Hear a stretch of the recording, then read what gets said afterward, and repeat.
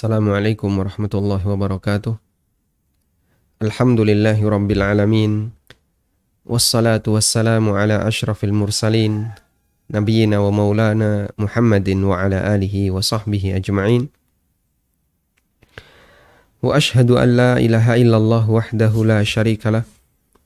Wa ashhadu anna Muhammadan abduhu wa rasuluh.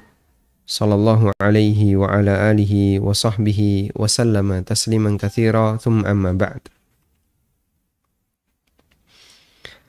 Alhamdulillah, kembali kita melanjutkan pelajaran kita membaca buku Kode Etik Pengusaha Muslim.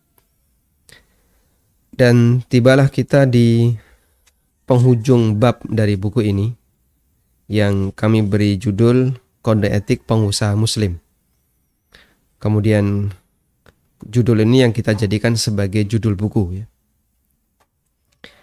Kenapa kita perlu belajar kode etik?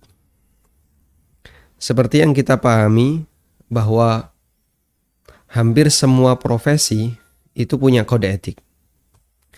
Ada kode etik dokter, ada kode etik ASN, ada kode etik aparat keamanan, aparat penegak hukum, ada kode etik notaris, dan profesi-profesi yang lainnya semuanya punya kode etik. Karena mereka punya sebuah standar nilai yang ideal. Nah, untuk bisa menuju standar yang ideal itu, maka diperlukan batasan-batasan apa yang harus dilakukan agar seorang yang memiliki profesi bisa profesional dan sesuai dengan standar nilai yang ditetapkan. Batasan itulah kode etik. Seorang pengusaha, saya anggap dia bagian dari profesi. Dan kemudian dikasih label Muslim. Berarti ada identitas tambahan. Bukan hanya sebatas pengusaha biasa, tapi pengusaha Muslim. Bagaimana untuk bisa menjadi seorang pengusaha Muslim yang ideal? Maka kita butuh kode etik. Sehingga kode etik di sini adalah batasan yang ditetapkan oleh syariat, kriteria-kriteria yang disebutkan oleh syariat, agar seorang pengusaha Muslim bisa menjadi seorang pengusaha Muslim yang ideal. Menjadi pengusaha Muslim bukan semata pengusaha yang beragama Islam. Kita memahami itu, ya. Karena seperti yang kita jumpai di masyarakat, pengusaha yang beragama Islam, Masya Allah, di Indonesia ya hampir atau sangat banyak sekali. Baik yang ada di pasar tradisional maupun di tempat yang lainnya. Dan banyak juga di antara mereka yang sama sekali tidak paham tentang aturan syariat Islam dalam masalah berdagang. Jangankan di zaman kita, bahkan itu pernah ada di zaman Amirul Mukminin Umar Ibn Khattab radhiyallahu anhu. Sebagaimana yang disebutkan dalam riwayat yang sahih, Umar Ibn Khattab radhiyallahu anhu, beliau keliling pasar dan bertanya kepada para pengusaha, para pedagang yang ada di sana. Siapa yang tidak bisa menjawab pertanyaan Umar Ibn Khattab radhiyallahu anhu, maka diusir oleh Umar sambil membawa tirrah, ya. Tirrah itu tongkat kecil seperti yang biasa dibawa oleh jenderal. Kemudian dipukuli oleh Umar. Disuruh keluar dari pasar. Sambil beliau mengatakan, la yabi'u fi suqina illa man tafaqqaha. Tidak boleh bertransaksi di pasar ini kecuali orang yang paham agama, paham masalah fikih syariat, fikih tentang muamalah. Wa illa akala riba sya'a am aba. Karena kalau tidak, orang itu akan makan riba, sadar maupun tidak sadar. Artinya di zaman sahabat sekalipun ada orang yang dia sebagai seorang pengusaha Muslim tapi tidak paham tentang aturan syariat, sehingga diajari oleh Umar Ibn Khattab radhiyallahu anhu. Kebiasaan yang sama juga dilakukan di zaman Imam Malik. Beliau diperintahkan oleh gubernur Madinah untuk kemudian bertanya kepada para pedagang yang ada di kota Madinah, dan siapa yang tidak bisa menjawab maka diusir oleh gubernur dan tidak boleh berdagang di pasar kota Madinah. Baik. Kembali ke sini, bahwasanya pengusaha muslim bukan semata pengusaha yang beragama Islam, tapi pengusaha yang menghiasi setiap aktivitas bisnisnya dengan aturan Islam.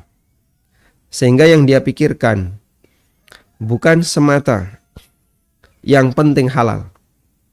Bahkan kadang di tempat kita yang dipikirkan oleh seorang pengusaha muslim itu yang penting dapat duit, terlepas dari halal dan haramnya. Tapi di sini saya kasih tambahan. Pengusaha muslim yang dia pikirkan bukan semata yang penting halal, tapi dia juga lebih memikirkan lebih dari itu. Dia memikirkan bagaimana agar harta yang dia dapatkan itu lebih berwibawa, lebih bermartabat, lebih berkah, bermanfaat bagi umat. Sehingga yang dia cari bukan semata harta halal, tapi halal plus. Halal wazaid, halal plus. Halal plus berwibawa. Yang dia cari bukan semata harta yang mubah, tapi juga harta yang bisa mendatangkan keberkahan. Dan termasuk dia juga memikirkan bagaimana cara penggunaan harta itu. Sehingga dia berusaha bagaimana agar harta ini bisa bernilai besar, bermanfaat bagi umat. Dia mendapatkan harta dengan cara tidak terlalu bernafsu. Harta semacam inilah yang diistilahkan oleh Nabi SAW dengan sebutan al-malus saleh, harta yang saleh. Sahabat Amr ibn As radhiyallahu anhu bercerita bahwa Rasulullah SAW pernah mengutus beliau untuk memimpin sebuah peperangan. Setelah menang dan mendapatkan harta rampasan perang, Nabi SAW memberinya sebagian jatah untuk Amr. Namun Amr ibn As menolak radhiyallahu anhu arda. Lalu beliau mengatakan, "Ya Rasulullah, saya masuk Islam bukan untuk mencari harta, tapi aku masuk Islam karena mencintai Islam.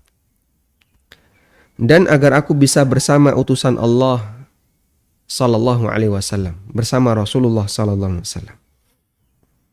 Kemudian Nabi sallallahu alaihi wasallam tetap memaksa agar Amr menerima harta ini. "Ya Amr, ni'mal malus salih lil mar'is salih." Wahai Amr, sebaik-baik harta yang saleh adalah harta yang dipegang oleh orang yang saleh. Hadis riwayat Ahmad, Ibnu Hibban, dan disahihkan oleh Syu'aib al-Arnaud. Nabi SAW memberikan pujian dengan pujian yang sangat indah. Nabi SAW memberikan pujian kepada sahabat Amr ibn As. Harta beliau disebut sebagai harta yang soleh, dan orangnya juga disebut sebagai orang yang soleh. Baik.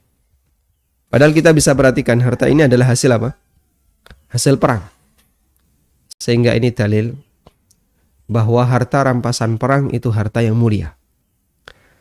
Bahkan Nabi SAW menyebutnya sebagai al-malus saleh, harta yang saleh. Maka harta rampasan perang adalah harta yang mulia. Karena itulah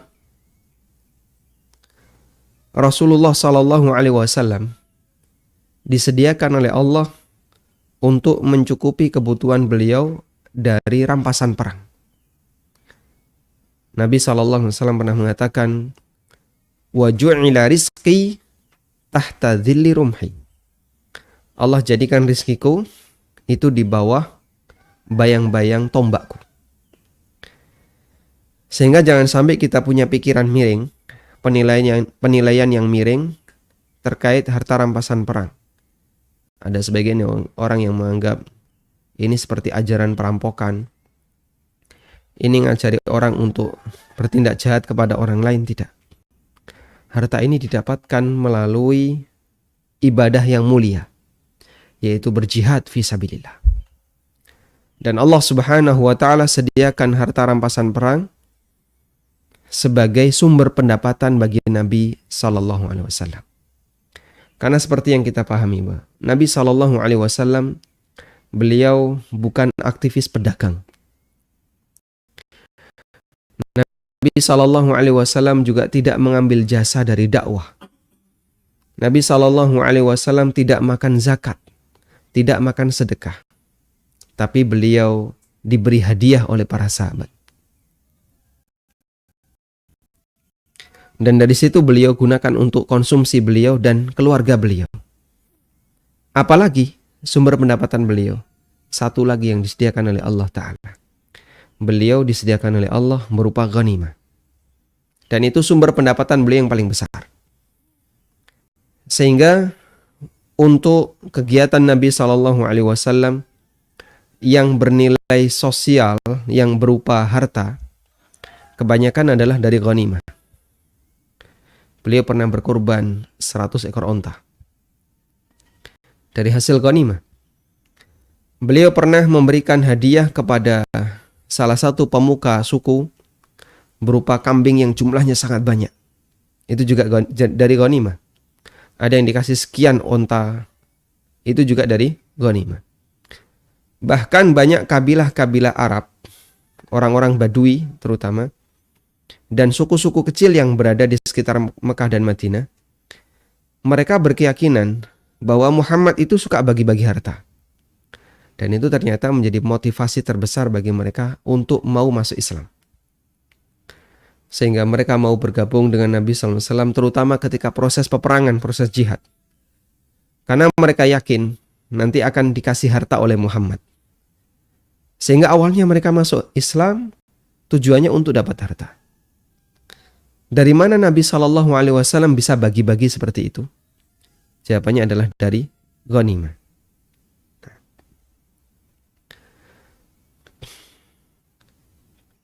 Kita lanjutkan di sini. Rasulullah SAW menyebut harta yang hendak diserahkan kepada Amr sebagai harta yang terbaik. Karena harta ini tidak semata didapatkan dengan cara yang halal, tapi juga disertai dengan niat yang baik, tidak terlalu bernafsu, tidak menunjukkan rasa terlalu butuh. Maka Amr radhiyallahu anhu ketika menerimanya bahkan sampai didorong-dorong oleh Nabi SAW, sehingga Rasulullah SAW menyebut harta ini, ya Amr ni'mal malu salih. Wahai Amr, sebaik-baik harta adalah harta yang saleh.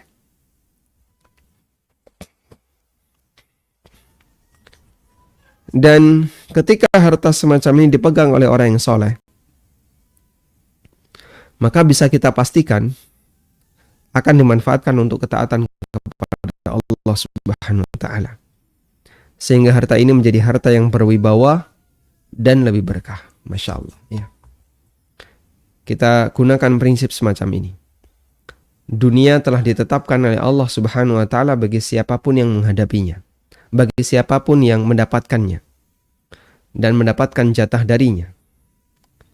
Sehingga kita melakukannya adalah, kita dalam mencarinya adalah mencari sebab untuk bisa mendapatkannya.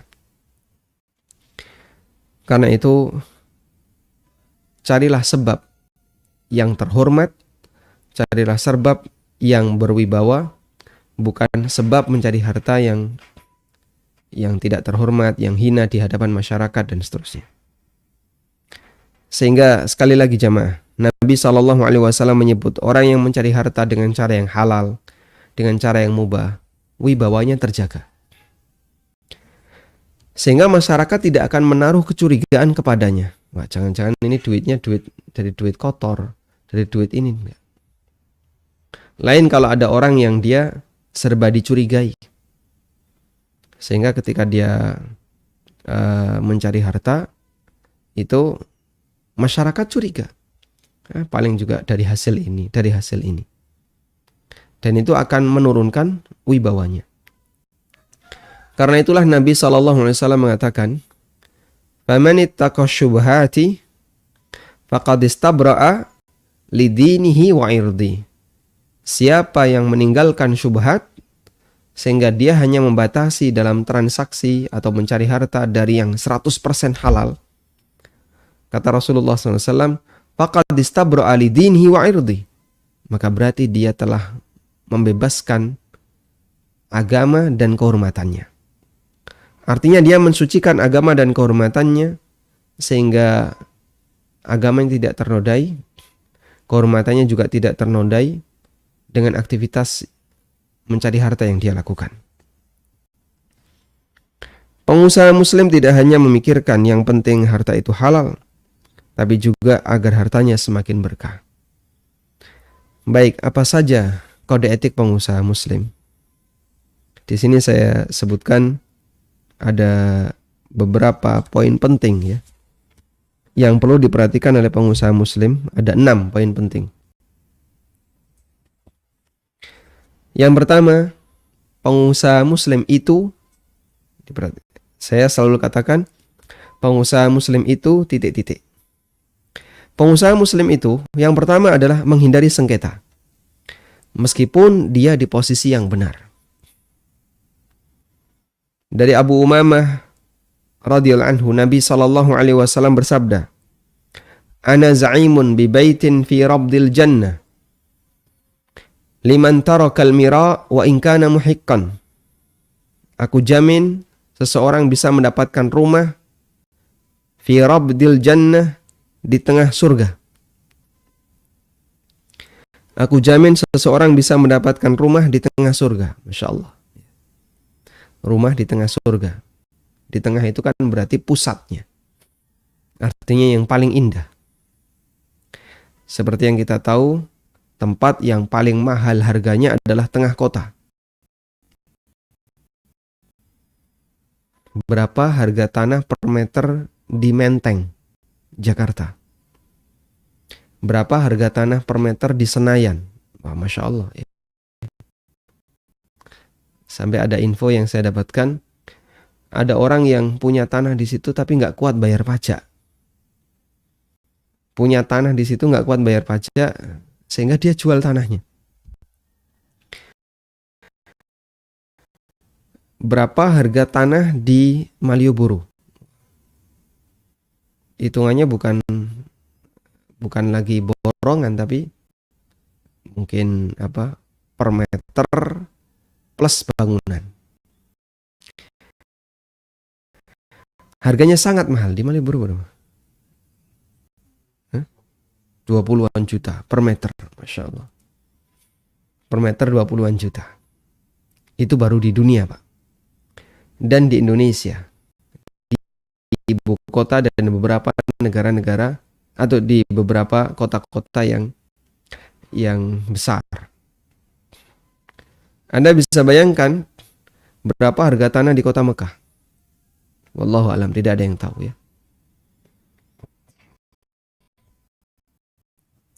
Terutama di yang berada di sekitar Masjidil Haram.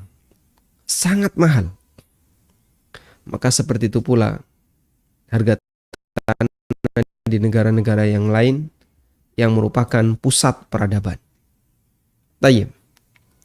Kita tidak perlu bayangkan dan tidak perlu membandingkan dengan harga tanah yang ada di surga. Karena tidak bisa dibeli dengan harta manusia. Namun Nabi Sallallahu Alaihi Wasallam memberikan jaminan yang Masya Allah luar biasa.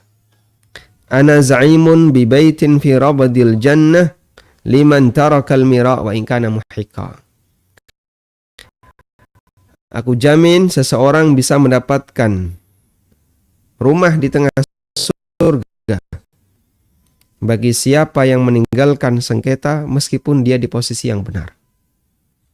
Sehingga orang ini punya prinsip, sudahlah daripada rame ya sudah, saya ngalah saja.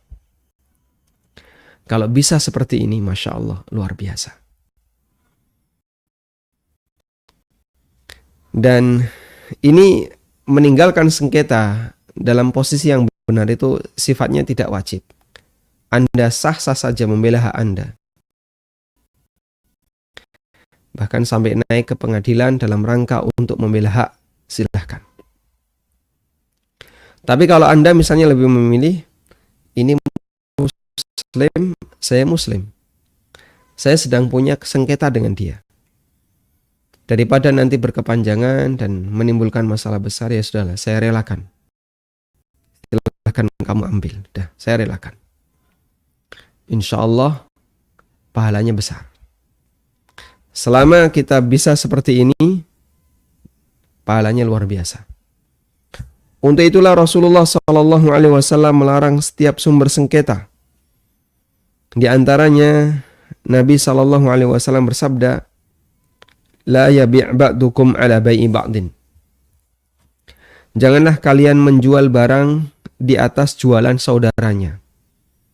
Jangan kau menawarkan barang yang sedang kau tawarkan kepada orang lain. Atau jangan menawarkan barang sementara orang itu sudah ditawari oleh orang lain. Jangan pula menawar barang yang sedang ditawar oleh orang lain. Dan makna yang semisal, karena hadis ini ba'a yabi'u itu bisa dimaknai menjual, bisa juga dimaknai membeli. Intinya adalah kita dilarang oleh syariat. Jangan sampai ketika ada orang yang sedang bertransaksi belum selesai terus kita timpukin dengan transaksi yang baru. Biarkan ini diselesaikan dulu, baru silahkan ditawari. Sehingga kalau misalnya ada orang yang sedang transaksi tanah atau transaksi kendaraan atau transaksi yang lain belum beres, tolong jangan ikut campur kita. Sehingga kalau misalnya ditawari, sampaikan dulu, Pak, ini sudah ada yang nawar belum? Belum. Benar Pak ya? Atau sudah ada yang nawar, terus gimana Pak kelanjutannya? Diselesaikan dulu. Sudah mundur orangnya. Baik, saya berani maju. Dengan cara demikian, maka tidak akan potensi sengketa, tidak akan ada potensi sengketa antara kita dengan orang lain. Termasuk juga larangan untuk jual beli najas, larangan untuk melakukan beberapa transaksi yang intinya di situ adalah memicu terjadinya sengketa antar sama muslim. Ketika si A dan si B sedang bertransaksi, tawar-menawar harga, maka si C tidak boleh ikut nimbrung menawar, karena akan menimbulkan sengketa di antara mereka. Dan itulah bagian dari makna la yabi' ba'dukum ala bai'i ba'din. Yang kedua, pengusaha muslim itu memudahkan, gampangan ketika bertransaksi. Tayyib. Dari Jabir bin Abdullah radhiyallahu anhuma, Nabi SAW bersabda, Rahimallahu rajulan samhan idza ba'a wa idza ishtara wa idza iqtada. Allah merahmati orang yang mudah ketika menjual, ketika membeli, dan ketika menuntut haknya. Sehingga saat nagih utang itu tidak terlalu maksa, dia santai. Saat apalagi menagih hak, minta bayaran, dia santai. Atau kita pesan orang lain, Pak saya pesan barang, sampai deadline nggak jadi, dia tunggu santai. Orang semacam ini dirahmati oleh Allah Subhanahu wa taala. Ar-rahimuna yarhamuhumur rahman. Orang yang memiliki sifat kasih sayang akan disayangi oleh Allah Subhanahu wa taala. Dan itu nggak gampang, butuh latihan. Makanya sifat keras itu bukan prestasi. Prestasi itu sifat lembut. Sehingga Nabi SAW disebut oleh Allah, "Fabima rahmatin minallahi linta lahum." Disebabkan karena rahmat dari Allah, engkau bisa bersikap lunak, bersikap lembut kepada mereka.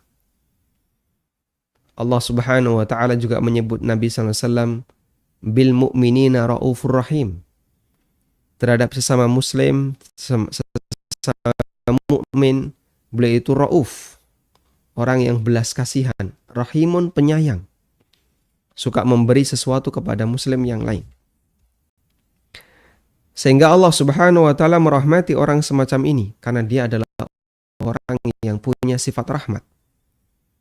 Makanya gampangan ketika berinteraksi dengan orang lain, itu sebuah kelebihan yang luar biasa. Dan sebagai balasannya, Allah akan memudahkan urusannya. Waman yassara ala mu'sirin yassarahullahu fid dunya wal akhirah. Siapa yang memberikan kemudahan bagi orang yang mengalami kesulitan, maka Allah akan memberikan kemudahan baginya di dunia dan di akhirat. Dan dua manusia yang memimpin umat Islam berturut-turut, karakternya adalah karakter ini. Pertama Rasulullah SAW, yang kedua Abu Bakar As-Siddiq radhiyallahu anhu. Rasulullah SAW arhamun nasi bin nas, manusia yang paling kasih sayang kepada sesama manusia, Nabi SAW. Kemudian setelah itu Abu Bakar As-Siddiq radhiyallahu anhu, yang beliau disebut oleh Nabi SAW arhamu ummati, di antara umatku atau umatku yang paling kasih sayang. Abu Bakar As-Siddiq radhiyallahu anhu mengalahkan Umar bin Khattab radhiyallahu anhu, yang Umar bin Khattab disebut oleh Nabi SAW sebagai asyaddu ummati, umatku yang paling disiplin. Sehingga prestasi disiplin dalam hal ini adalah pokoknya harus saklek seperti ini, itu kalah dengan prestasi arham. Kasih sayang lebih didahulukan oleh Allah Azza wa Jal daripada prestasi syadid. Ya, meskipun masing-masing punya kelebihan, punya keunggulan, tapi yang pertama lebih didahulukan oleh Allah dibandingkan yang kedua. Tayyib. Karena itulah Allah Subhanahu wa taala merahmati orang yang gampangan ketika transaksi. Termasuk seorang pengusaha. Dia gampangan ketika menjual, gampangan ketika membeli. Ketika ditawar, ya, berapapun dia santai. Tapi nggak dikasih ya. Misalnya, berapa ini Pak harganya? 100.000. Kalau 10.000 gimana? Dibalas dengan apa? Dengan kaplok. Bukan ya. Bukan ditempeleng, bukan. Tapi dengan senyuman. Dia balas dengan senyuman. Sehingga ditawar dengan sangat rendah, dia santai. Pangapunten dereng saged. Kalau 20, mohon maaf belum boleh. 25, Masya Allah naik 10.000, 5.000, 10. Tapi ditunggu sabar gitu ya. Sampai akhirnya dia untung 5.000. Ya sudah 65. Untung 5.000 dia. Harga modalnya 60, untung 5.000. Nggih pun, nggih. Rugi sata, badi sana. Ya sudah ya nggak apa-apa. Kalaupun rugi dikit, yang penting untung persaudaraan.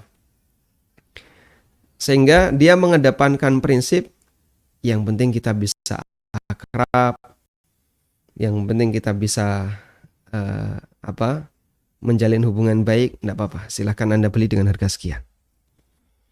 Tayyib. Prinsip orang Jawa ya. Apa tadi? Hafal enggak? Apa? Rugi sata, badi sana. Nah. Rahimallahu rajulan samhan idza ba'a, samhan idza ishtara. Wa samhan idza iqtada. Dan ketika menagih hak juga, dia juga gampangan.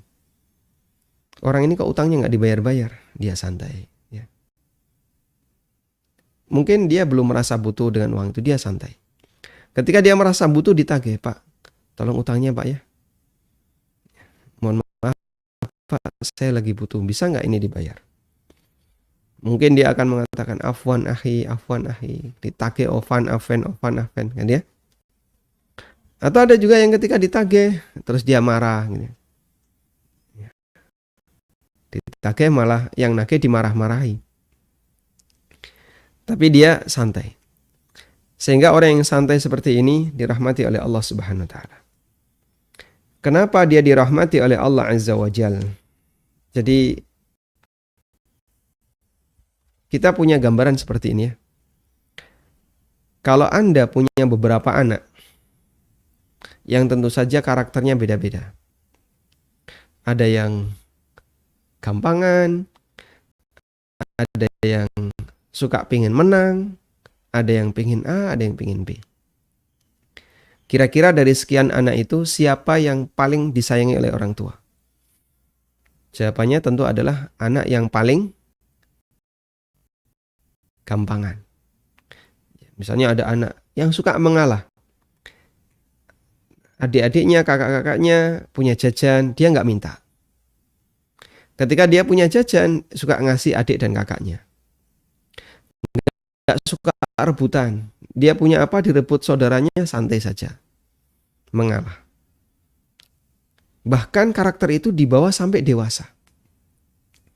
Sehingga orang tuanya melihat, ini anak ketika dewasa, saudaranya dikasih oleh orang tuanya, dia santai. Dia nggak dikasih, santai. Dia dikasih, diminta oleh saudaranya, dikasihkan. Santai dia. Kira-kira orang tua senang nggak dengan anak kayak gini? Kamu itu harus punya wibawa. Kalau diminta oleh saudaramu, jangan kasih. Nggak ada ya yang orang tua menasihati kayak gitu. Kita pasti akan menasihati, tolong kak, ngalah kak. Kakaknya yang dikalahkan. Kakak ngalah, kasihkan ke adik. Tolong kak ini. Karena kan anak kecil nggak ngerti ya, antara kalah dengan ngalah itu beda. Sehingga dia kadang rebutan dengan adiknya, mempertahankan status dia sebagai kakak. Orang tua ngajari untuk bersikap ngalah. Sehingga orang tua sayang kepada kakak misalnya, atau sayang kepada anaknya yang lain karena sikap dia yang gampangan, suka mengalah dan seterusnya. Walillahil matsalul a'la. Walillahil matsalul a'la. Jika itu karakter yang baik bagi manusia, maka Allah Subhanahu wa taala lebih sempurna dibandingkan karakter ini. Sehingga dialah Allah Azza wa Jalla, Zat yang maha pengasih, memberikan rahmat kepada hambanya yang mudah mengalah, hambanya yang gampangan ketika bertransaksi. Jangankan dia mencari sengketa, dia menghindari sengketa jauh sebelum terjadi potensi sengketa. Tayyib. Sehingga mana yang lebih tinggi derajatnya antara kode etik pertama dengan yang kedua? Yang kedua lebih tinggi. Yang pertama, intinya jangan sampai dia bersengketa. Yang kedua, bukan sebatas itu. Dia bahkan memberikan kebaikan bagi yang lain. Sehingga hampir tidak ada potensi sengketa dengan orang ini.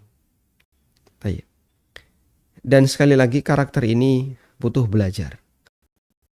Makanya Nabi SAW bersabda, Innamal hilmu bittahallum. Yang namanya sifat hilm itu dengan at-tahallum, belajar untuk hilm, belajar untuk lemah lembut. Wa may yatasabbar yusabbirhullah. Sabar juga sama. Siapa yang yatasabbar, berusaha untuk latihan sabar, yusabbirhullah, Allah jadikan dia sebagai orang yang penyabar. Jadi sifat-sifat yang mulia itu kan ada dua ya. Ada yang sifatnya gharizi, ada yang iktisabi. Dan itu berlaku untuk semua karakter manusia. Karakter itu,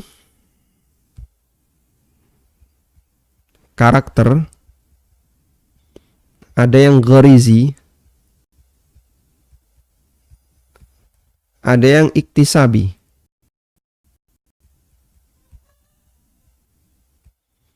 Gharizi ini kalau bahasa kita gawan bayi. Bapak Ibu paham ya, gawan bayi. Jadi ya memang karakter sejak kecil dia seperti itu mas. Ngalahan, royal, gampangan, ya. Orangnya lembut dan seterusnya. Atau sebaliknya, gawan bayi ini kayak pancen wong ya badung, ya, nakal, kasar, keras dan seterusnya. Jadi itu karakter. Dan ada karakter iktisabi. Ini diusahakan. Diusahakan artinya dia melalui proses. Dia melalui proses. Sehingga sebenarnya dia itu bukan orang yang karakternya seperti ini. Bukan orang yang punya karakter seperti itu. Tapi dia berproses. Lalu sifat baik itu akhirnya melekat pada dirinya. Dan itu berlaku untuk semua karakter. Baik karakter yang baik maupun karakter yang buruk. Makanya Nabi SAW melarang at-tafahush. Apa itu tafahush? Tafahush itu meniru-niru, ngomong nggak baik, padahal aslinya dia bukan karakter seperti itu. Jadi itu terjadi pada Aisyah radhiyallahu anha karena masalah emosi ya. Ada orang Yahudi datang kepada Nabi SAW lalu dia mengucapkan Assalamualaikum. Assalamualaikum. Ya Muhammad. Assalamualaikum artinya adalah mati kau Muhammad. Bahasa Jogja ya, modar awakmu Muhammad ya. Aisyah mendengar dan beliau marah. Nabi SAW menjawab, Waalaikum. Semoga kamu juga sama. Tapi nggak pakai kasar-kasaran. Waalaikum. Tapi oleh Aisyah radhiyallahu anha dibalas dengan balasan bertubi-tubi. Waalaikumsalam wadzam. Semoga kamu juga modar matimu rapenak gitu ya. Sehingga balasnya ditambah. Nabi SAW langsung mengatakan, Mahlan ya Aisyah. Innallaha la yuhibbul fuhsya wat tafahush. Allah tidak menyukai kalimat kasar dan niru-niru kasar. Sehingga kadang ada orang yang sebenarnya karakternya karakter baik, tapi dia niru kasar ya. Ya, saya kalau mau kasar saya juga bisa. Sudah Pak, nggak usah ditambahkan kasarnya. Pertahankan tetap lembut, pertahankan tetap halus. Karena at-tafahush, ngomong jorok, ngomong kasar, meskipun dia tidak terbiasa dengan itu, termasuk di antara bentuk yang dilarang. At-tafahush itu termasuk di antara bentuk yang dilarang. Kadang kan kita pengennya mengungkapkan kalimat umpatan yang kasar. Saya juga bisa. Tapi saya nggak mau mengungkapkannya. Saya tidak mau mengatakannya. Baik, itu sifat yang benar. Kadang orang tiru-tiru seperti itu. Itu tidak boleh. Baik. Kenapa? Khawatir karakter buruk itu melekat pada dirinya. Nabi SAW juga mengatakan dalam sebuah hadis yang sahih riwayat Bukhari.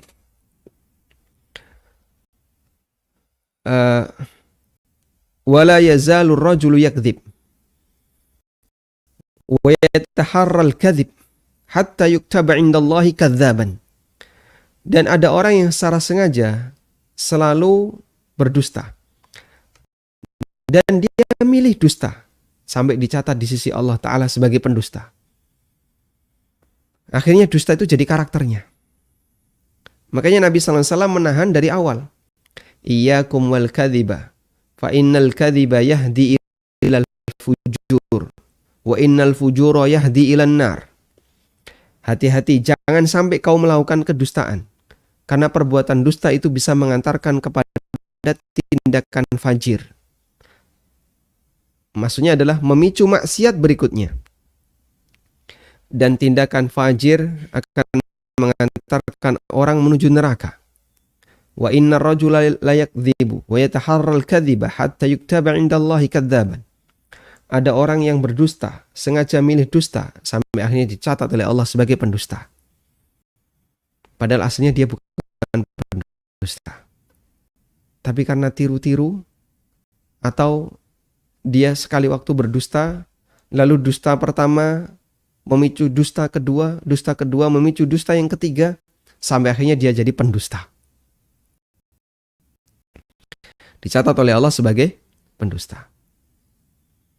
Makanya kita diminta untuk hindari kedustaan. Dan setiap kedustaan itu kan rata-rata memicu kedustaan berikutnya. Betul nggak ya? Seperti itu. Misalnya, Pak, ini ada sisa anggaran. Baik, kita buat perjalanan fiktif. Dibuatlah perjalanan fiktif. Dusta 1. Dusta 2, untuk menutupi ini, maka dia harus membuat laporan perjalanan fiktif. Dusta 2. Dusta 3, uang ini uang sisa yang seharusnya dikembalikan ke negara. Tapi dia nggak lakukan. Akhirnya dilakukan dusta 3 dengan cara apa? Dia berikan dana itu kepada para karyawan. Dia dapat, kemudian bawahan-bawahannya juga dapat. Tidak dikembalikan ke negara. Dusta yang ketiga. Disampaikan kepada karyawan, ini sisa anggaran, boleh kalian miliki. Padahal aslinya tidak. Itu adalah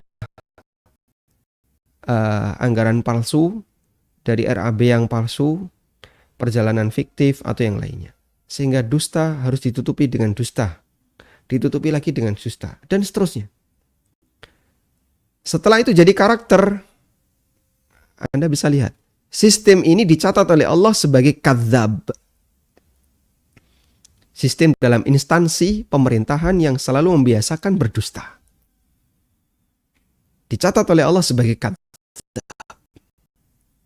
Maka kalau sudah dicatat sebagai kadzab, ya selamanya jadi kadzab. Wallahu a'lam, perubahan itu membutuhkan kerja yang sangat keras. Karena kalau sudah jadi karakter, susah untuk diubah.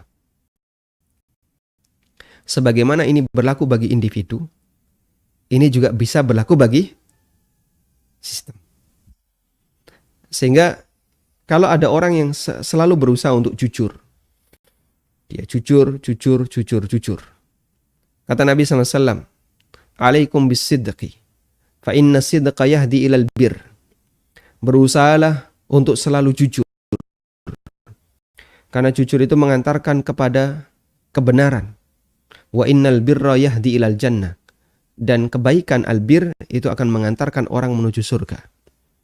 Wala yazalu rajulu yasduq wa yataharras sidqa. Dan ada orang yang selalu berusaha untuk jujur, memilih sikap jujur, hatta yuktaba indallahi siddiqan, sampai dia dicatat oleh Allah sebagai siddiq. Dan karakter ini juga kita jumpai dalam instansi. Ada sebuah instansi yang dia punya karakter suka berdusta, suka menipu, membuat laporan palsu, membuat apalagi misalnya perjalanan fiktif, dinas fiktif, kunjungan fiktif, sampai akhirnya sistem di instansi ini dicatat oleh Allah sebagai kadzab, sebagai pendusta. Akhirnya semua orang tahu sistem ini pasti kadzab. Baik mereka pernah mengalami atau tidak. Dan Anda yang bekerja di instansi seperti ini butuh perjuangan dan kehati-hatian yang besar. Sebaliknya, ada instansi yang dia selalu berusaha untuk terbuka, terukur, setiap dana harus ada laporan dan ada bukti yang jelas, sehingga dia selalu mengupayakan jujur. Kita bisa jumpai rata-rata lembaga dakwah Ahlussunnah, yayasan-yayasan salafi di Indonesia, walhamdulillah, rata-rata selalu mengedepankan itu. Di sini harus jujur. Nanti ini harus jujur. Hatta yuktaba indallahi siddiqan. Sampai Allah catat lembaga ini siddiq. Sehingga sistemnya selalu tersistem siddiq. Walhamdulillah. Ada juga perusahaan, meskipun dia milik orang kafir, tapi kalau selalu mengedepankan sikap siddiq, Allah catat sebagai siddiq. Perusahaan asing misalnya. Sehingga semuanya dilakukan secara transparan, terbuka, tidak ada yang disembunyikan, tidak ada istilah perjalanan fiktif, tidak ada. Ya. Karena semuanya terukur, maka Allah Subhanahu wa Ta'ala catat sebagai perusahaan yang jujur. Nah, ini perjuangan jamaah. Jadi kami ingatkan kembali bahwa karakter ini bisa berlaku baik bagi individu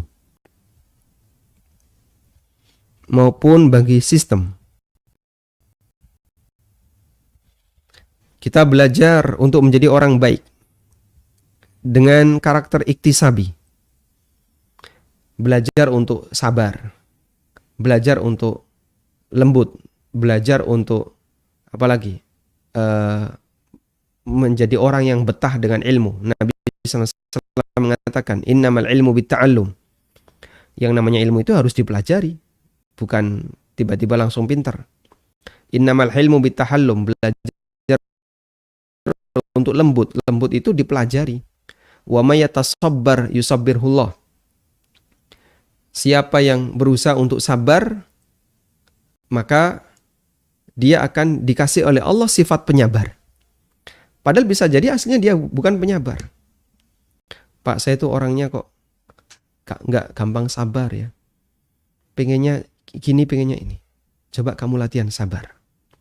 Ya tasabbar, berusaha untuk latihan sabar. Akhirnya oleh Allah Subhanahu wa taala dikasih dia kemampuan untuk sabar. Ada banyak orang yang ketika dia berkumpul dengan orang-orang saleh, ketularan ya. Dia tidak punya kebiasaan, misalnya membaca buku, dia nggak punya kebiasaan. Tapi karena dia kumpul dengan teman-temannya yang suka membaca buku, akhirnya ketularan. Kemudian dia ikut baca buku, terus dibiasakan sampai akhirnya ketularan. Ada juga yang nggak punya kebiasaan untuk ngaji, akhirnya ketularan. Karena dia terbiasa dengan teman-temannya yang ngaji. Makanya individu salah satu perbaikannya dengan komunitas. Nah, yang susah itu kalau sudah bicara dengan sistem ini. Ini menyangkut banyak orang. Sehingga perlu ada pembersihan, perlu ada banyak pengawasan dan seterusnya. Dan kita berharap semoga instansi-instansi di negara kita sistemnya bisa lebih baik. Dan kita berlindung kepada Allah jangan sampai dicatat sebagai instansi yang punya sistem sebagai kadzab, sebagai penipu. Karena kalau sudah dicatat dengan karakter itu, maka akan sangat susah untuk berubah. Wallahu ta'ala alam. Demikian yang bisa kita sampaikan sebagai muqaddimah di kesempatan hari ini. Dan kita masih punya beberapa kode etik yang lain. Baru 2 yang kita bahas, insyaallah untuk yang lainnya akan kita baca di pertemuan berikutnya. Wassallallahu ala nabiyyina Muhammadin wa ala alihi wa sahbihi wa sallam. Wa akhiru da'wana alhamdulillahi rabbil alamin. Nah. Selanjutnya kami persilakan bagi Anda yang mau bergabung. Bismillah. Ustadz, Ana pernah kerja di instansi pemerintah yang di dalamnya banyak laporan-laporan perjalanan yang fiktif. Ana tersiksa dengan bekerja di sana karena Ana tahu itu fiktif dan Ana kerja di situ. Jadi Ana berhenti. Apakah uang yang Ana terima waktu itu haram, Ustadz? Awalnya uangnya Ana gak pakai, tapi karena kebutuhan akhirnya Ana pakai. Apakah Ana berusaha, Ustadz? Barakallahu fiik. Nah. Barakallahu fikum, dan sekali lagi perbanyak berdoa kepada Allah semoga instansi yang punya sistem seperti ini segera diubah oleh Allah menjadi yang lebih baik. Terkait posisi Anda, bahwa begini ya, ini ada instansi, Anda bekerja di instansi, dan kerja Anda adalah kerja yang mubah, maka gaji Anda gaji yang mubah. Selama kerjanya mubah, gajinya mubah. Lalu instansi ini melakukan maksiat. Instansi ini melakukan maksiat.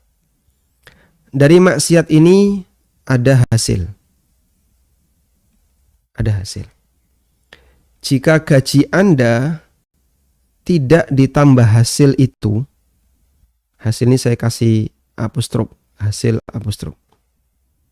Jika gaji Anda tidak dikasih tambahan itu hasil, nggak ada ini, Anda hanya dikasih gaji ini saja, insya Allah halal. Selama Anda tidak bersinggungan langsung dengan maksiat perusahaan tadi, maksiat instansi tadi. Tapi kalau gaji Bapak dikasih gaji plus tambahan hasil yang haram tadi, hasil maksiat. Sehingga misalnya gaji dari pemerintah yang resmi misalnya 3,5 juta. Dan Bapak juga mendapatkan tambahan pesangon THR. Setelah ditanya ini dari mana? Ini dari sisa anggaran yang tidak bisa dikembalikan. Tapi dibuat laporan perjalanan fiktif, kadang belanja fiktif, dan seterusnya. Maka ketika Anda dapat THR atau apapun pemberian itu, haram bagi Anda untuk menerimanya. Nah ini kalau dilakukan terang-terangan di sebuah instansi, saya nggak mau terima. Ini haram bagi saya. Terang-terangan Anda ngomong kayak gitu, langsung disingkirin. Pindah aja orang ini ke daerah-daerah yang lain, ke bagian yang ya mungkin tidak terlalu basah. Sehingga sistem itu memang dipertahankan untuk seperti itu. Sudah jadi karakter. Burung akan selalu terbang bersama kawanannya. Sehingga gak mungkin ini gabung dengan itu. Orang baik akan dikumpulkan oleh Allah dengan yang baik. Penjahat akan dikumpulkan oleh Allah dengan penjahat. Maka ketika Anda tidak betah, kemudian Anda resign dan keluar, semoga itu salah satu di antara tanda ada bibit kebaikan dalam diri Bapak. Baik. Kita fokus di masalah penghasilan. Kalau posisi hasil Bapak adalah murni gaji dari yang ditetapkan oleh pihak instansi sesuai dengan akad, insya Allah tidak masalah. Selama kerja Bapak adalah kerja yang mubah dan Bapak tidak bersinggungan dengan itu maksiat. Sementara kalau ada tambahan dari hasil yang haram tadi, hasil maksiat, maka tidak boleh Bapak terima. Wallahu a'lam. Nah. Bismillah.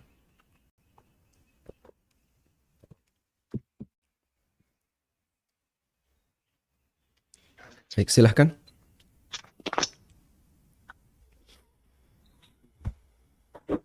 Silahkan, Anda sudah terhubung. Barakallahu fikum. Halo, Assalamualaikum. Waalaikumsalam warahmatullahi. Silahkan Bapak. Afwan Ustadz ingin bertanya untuk masalah jual barang syubhat. Dalam artian seperti ini.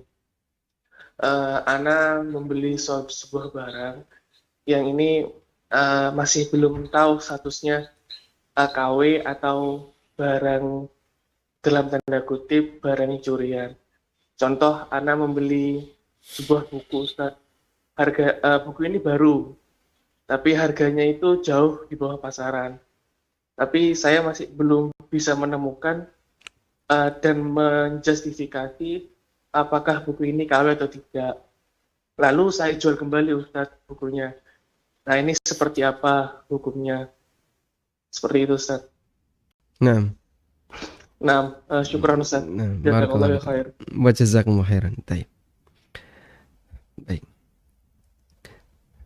Yang pertama, kita punya prinsip bahwa hukum asal setiap muslim adalah orang baik. Hukum asal setiap muslim adalah jujur, orang baik. Itu hukum asal. Sehingga ketika kita berinteraksi dengan sesama muslim, maka hukum asalnya adalah interaksi yang normal, transaksi yang normal. Sampai Anda menjumpai ada indikator, kayaknya ada masalah di situ. Indikatornya apa? Ya wallahu alam. Ada, ya tergantung beda-beda antara satu kasus dengan kasus yang lain. Intinya bahwa ketika Anda menjumpai indikator ini kayaknya nggak benar, maka sebaiknya ditinggalkan. Ada di buku saya penjelasan tentang hukum membeli barang di pasar loak. Pasar yang menurut masyarakat di suudoni, masyarakat itu suudon. Ini jangan-jangan barang kalau nggak tiruan, curian gitu kan? Ya. Atau barang Spanyol, separuh nyolong. Sehingga masyarakat itu selalu suudon dengan barang-barang yang ada di situ. Kalau eh, indikator suudzon itu terlalu dominan, sebaiknya ditinggalkan. Nggak usah ke pasar seperti ini, meskipun murah dan seterusnya, karena ini juga nggak bakalan nambah rezeki kita. Tapi kalau indikator itu tidak ada, Anda melihat kayaknya nggak ada indikator itu, maka kembali kepada hukum asal. Hukum asalnya adalah baik-baik saja. Nah, terkait barang Anda tadi, ya Anda bisa pelajari kira-kira ada nggak indikator kuat. Kalau itu adalah barang KW atau buku bajakan, kalau ada indikator kuat seperti itu, sebaiknya Anda tinggalkan. Wallahu a'lam. Nah, silakan. Assalamualaikum. Waalaikumsalam warahmatullahi. Mohon maaf Ibu, volume televisinya bisa dikecilkan? Iya, sudah. Baik, silahkan. Ustaz, utang yang belum terbayar. Saya kan pernah dengar nasihat dari Khalid Basalamah. Gitu beliau memberikan nasihat, memberikan nasihat tuh seperti ini, Ustaz. Jika kita menarik utang, menagih utang kepada seseorang dan belum terbayar, itu utang polis ini pahala itu dicatat, pahala kita itu dicatat ketika maksudnya di selama tentang waktu kita menagih dan belum terbayar.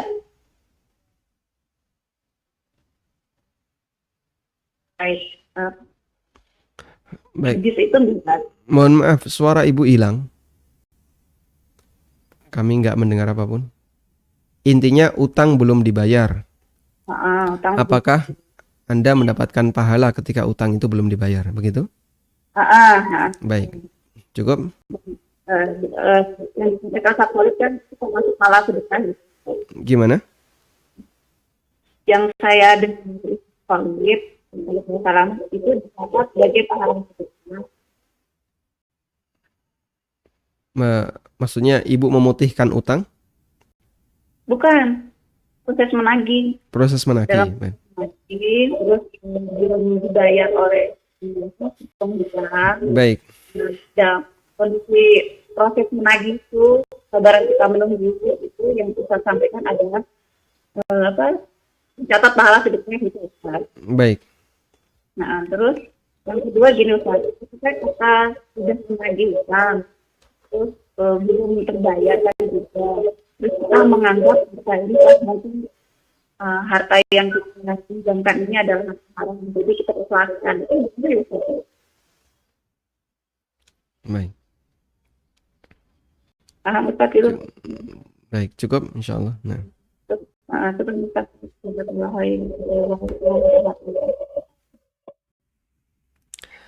Baik, saya tidak memahami pertanyaan yang kedua sama sekali ya. Jadi pertanyaan pertama saja yang kami jawab.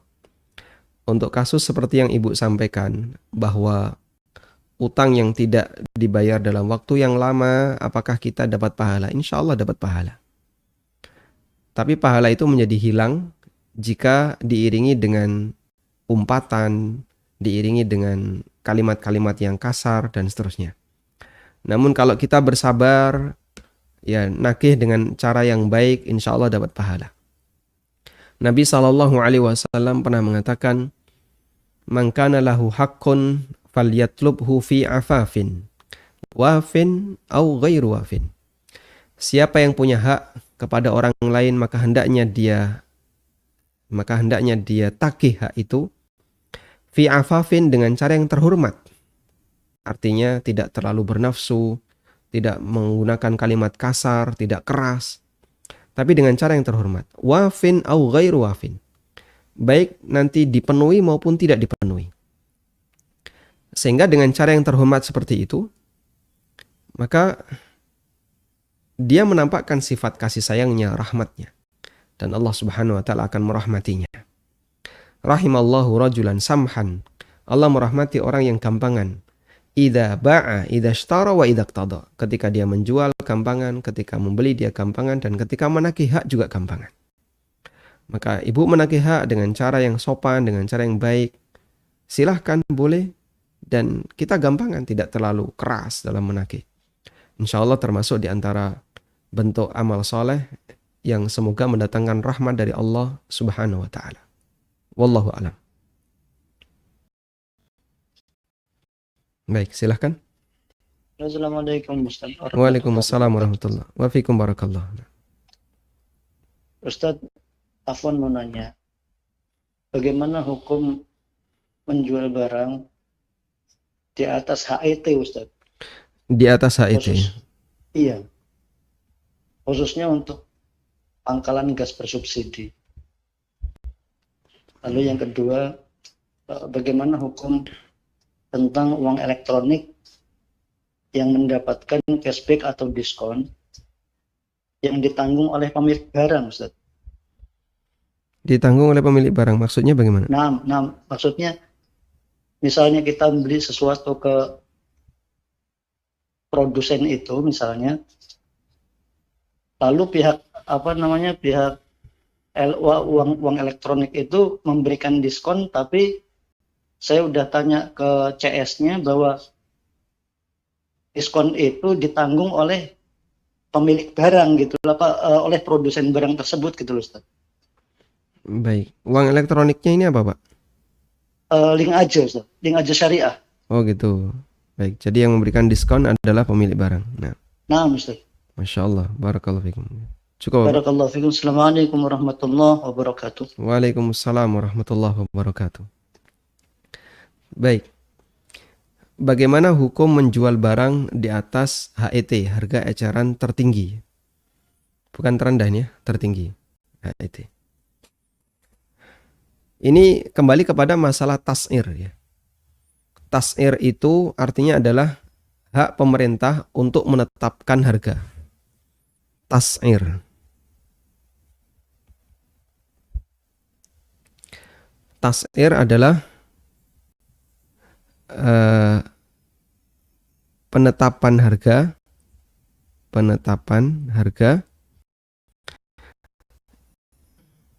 yang ditentukan oleh pemerintah, baik tertinggi maupun terendah. Karena tas'ir ada dua, ada yang tertinggi, ada yang terendah. Bolehkah ada tas'ir? Ulama beda pendapat. Dan pendapat yang lebih mendekati dalam hal ini adalah wallahu a'lam, tas'ir diperbolehkan jika tujuannya adalah untuk kemaslahatan masyarakat. Tas'ir di tempat kita seperti ada HET untuk obat. Kemudian untuk kebutuhan-kebutuhan yang paling mendesak bagi masyarakat seperti bahan bakar ya, BBM, kemudian gas dan seterusnya. Karena itu untuk tas'ir dalam produk-produk seperti ini, pendapat yang benar adalah boleh. Dan karena ini sudah menjadi undang-undang pemerintah, maka jika ada penjual yang menjual barang tersebut di atas tas'ir, di atas HET, berarti dia melanggar kewajiban yang telah ditetapkan oleh pemerintah. Artinya apa? Ya, dia berdosa dengan pelanggaran itu. Dan jika sampai itu ada unsur penekanan terhadap konsumen, maka berarti ada unsur kezaliman kepada masyarakat. Sehingga dalam hal ini menjual gas di atas HET termasuk pelanggaran. Baik. Nah, saya tidak tahu untuk toko pengecer gas yang langsung ke konsumen. Jadi kan ada ada stasiun ya. Stasiun untuk pengisian SPBE, terus dari SPBE kemana? Ada pangkalan, bawah pangkalan ada agen. Di bawah agen ada toko kelontong. Jadi ada 4 ya. SPBE, pangkalan, agen, terus toko ecer. Nah, saya ini nggak tahu toko ecer ini ada tasirnya nggak. Agen misalnya dikasih harga pokoknya kamu harus sekian. Nah, itu jangan lebih tinggi dari itu. Nanti agen, nanti toko kelontong kamu harus jual harga sekian. Pokoknya sampai di masyarakat senilai sekian. wajib untuk diikuti dan dipenuhi sebagaimana aturan yang berlaku. Wallahu a'lam. Kemudian yang kedua tentang uang digital, di mana diskon ditanggung oleh pemilik barang. Tayyib. Yang kita pahami seperti ini ya. Jadi penyedia uang elektronik, kita tulis misalnya link aja. Ya. Merek enggak apa-apa ya. Sehingga di sini ada masyarakat yang dia top up. Dia melakukan top up. Karena ini bukan uang yang baru, tapi sama-sama rupiah. Dan link aja juga bukan uang digital yang baru, maka status top up ini adalah akadnya adalah akad utang. Ini akad utang. Karena yang dilakukan adalah akad utang, maka tidak boleh ada manfaat apapun. Manfaat yang diberikan oleh pihak link aja.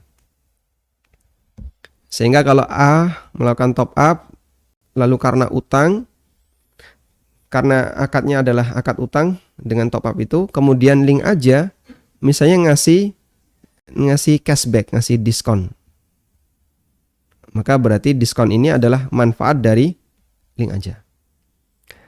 Namun lain halnya kalau di sini ada merchant. Merchant ini penjual barang, lalu merchant ini yang ngasih diskon ke si A. Ya.